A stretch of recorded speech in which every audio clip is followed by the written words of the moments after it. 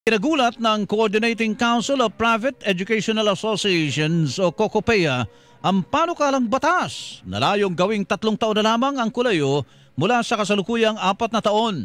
Ayon kay Attorney Joseph Noel Estrada, Managing Director ng COCOPEA, mas maiging ayusin muna ang basic education kaysa isulong ang panukala lalo't maraming high school graduate ang hindi pa college ready. Ginait ni Estrada na hindi lang naman para sa trabaho o skills development ang kolehiyo kundi nalilinang din dito ang tinatawag na soft skills at maging ang disiplina ng isang individual. Ang pagsusulong na bawasan ng taon sa higher education ay tila pagpapahiwatig gumano na handa na ang mga estudyante para sa kolehiyo kahit pa may mga survey at pag-aaral na nagpapakita ng problema sa basic education.